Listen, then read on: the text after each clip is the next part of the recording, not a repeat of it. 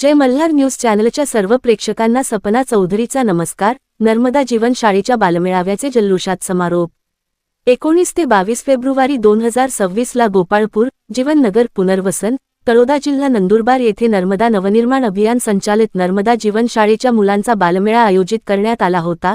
या बालमेळाव्यात नर्मदा काठावरील सातपुडा रांगेत अतिदुर्गम भागात चालणाऱ्या नर्मदा जीवन शाळा मणिबेली, डनेल, थुवाणी, सावर्या दिगर, भाबरी, जीवन नगर तसेच खाऱ्या भादलच्या शाळांमधून 450 विद्यार्थी या बालमेळाव्यासाठी आले होते।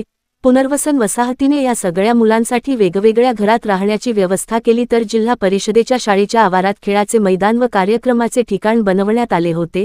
गावकऱ्यांनी वेगवेगळ्या समित्या बनवून येणाऱ्या पाहुण्यांचा राहण्याचे व भोजनाचे नंदुरबार, तळोदा येथून ने-आण करण्याचे नियोजन केले व गावाने हा खर्च उचलला। पहिल्या दिवशी गावातून रैली काढून वाजतगाजत विद्यार्थी मुंबई, पुणे, धुळे, अकोला, छत्तीसगड, तामिळनाडू, मध्य प्रदेशहून आलेले पाहुणे व गावकरी यात सहभागी झाले। प्रत्येक शाळेचा झेंडा रोवून कार्यक्रमाचे उद्घाटन झाले।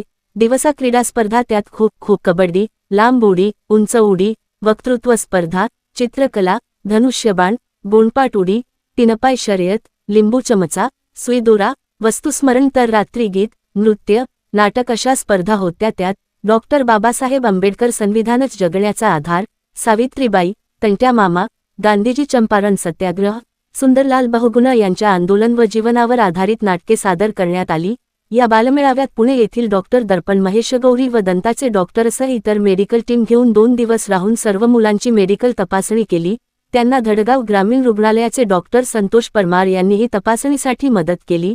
सर्व मुलांची तपासणी करून त्यांचे आरोग्य कार्ड बनवण्यात आले व सर्व विद्यार्थ्यांना मेडिकल किट देण्यात आली।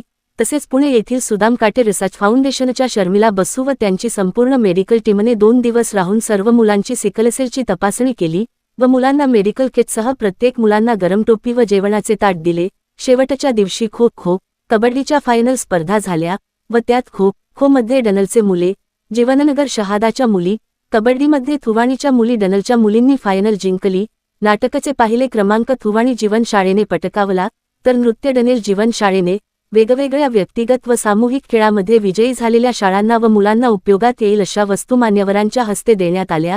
कार्यक्रमासाठी पुण्याहून जन आंदोलनांच्या राष्ट्रीय समन्वयाच्या राष्ट्रीय समन्वयक सुनीती सुर, विज्ञान परिषदेचे विनय र, संजय मालती कमलाकर, अकोल्याचे ज्येष्ठ गांधीवादी प्रल्हाद नेमाडे, पुण्याहून खेळघर संस्थेचे 12 विद्यार्थी-विद्यार्थिनी, मालेगावचे ज्येष्ठ गांधीवादी व सर्वोदयी डॉक्टर सुगन बरंठ, नर्मदा नवनिर्माण अभियानचे विश्वास संजय जोशी, योगिनी खानोलकर, गिरणा संघर्ष समितीचे यशवंत बापू व त्यांचे सहकारी गोपी लांडगे धुळे, प्राध्यापक प्रदीप पाटील चोपा, विचारधारा फाउंडेशनचे तात्या पवार, तळोद्याचे प्राध्यापक जयपालसिंग शिंदे, सुवर्णा शिंदे, तारा मराठे, जिल्ह्याचे खासदार ॲड गोवाल पाडवी, माजी मंत्री ॲड पद्माकर वळवी, सुहास नाईक, विक्रम पाडवी काकडदा, सीताराम पावरा तोरणमाळ, फुले आंबेडकर स्टडी सर्कल शहदाचे अनिल कंवर, सर्व पुनर्वसन व मुळगावाचे प्रतिनिधी यांनी हजेरी लावली।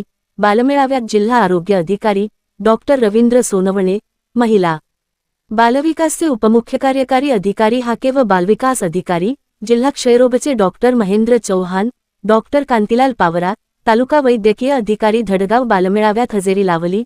डॉक्टर दिनेश वळवी, तालुका वैद्यकीय अधिकारी तळोदा भेट दिली, त्यांचे वैद्यकीय पथक हजर होते। समारोपाच्या वेळी जीवनशाला में सीखेंगे आगे बढ़ते जाएंगे, जीवनशाला की क्या है बात, लढाई पढाई साथ साथच्या घोषणा देत शेवटी अबाल वृद्धांसह सर्वांनी आदिवासी गीतांवर ठेका धरला। कार्यक्रमाची प्रस्तावना लतिका राजपूत यांनी केली तर सूत्रसंचालन चेतन साळवे यांनी केले। सुरुवातीला विजय वळवी यांनी देखणे वाला देख ही रह्या, हिमत्या माणसे लढी रह्या हे जोशपूर्ण गीत सादर केले। मेधा पाटकर पाहुण्यांची ओळख व स्वागत करून देताना आवाहन केले की आपल्या शाळांना शासन 1ही रुपया मदत देत नाही, आपण विदेशी पैसे घेत नाही।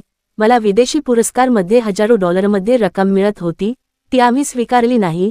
लोकांच्या सहयोगावर या शाळा आतापर्यंत चालू आहेत, यापुढेही चालू ठेवण्यासाठी आपल्याला जनसहयोगी जोडून घ्यावे लागतील व त्यांनी या शाळेसाठी मदत द्यावी। तसेच शिक्षण काय असले पाहिजे, इंग्रजीपेक्षा स्थानिक भाषेतून शिकवले गेले पाहिजे असे सांगितले। खासदार गोवाल पाडवी यांनी शाळेसाठी व पुनर्वसनच्या प्रश्नासाठी निश्चितपणे जे शक्य आहे ते करण्यात येईल असे सांगितले। डॉक्टर सुगन बरंठ, प्राध्यापक जयपालसिंग शिंदे, अमर पावरा, कृष्णा पावरा यांनी मनोगते व्यक्त केली। बालमेळा यशस्वी करण्यासाठी गावातील विविध समित्यांच्या सदस्यांनी वीरसिंग पावरा, सियाराम पाडवी व सर्व शिक्षकांनी परिश्रम घेतले. सपना चौधरी, जय मल्हार न्यूज, नंदुरबार.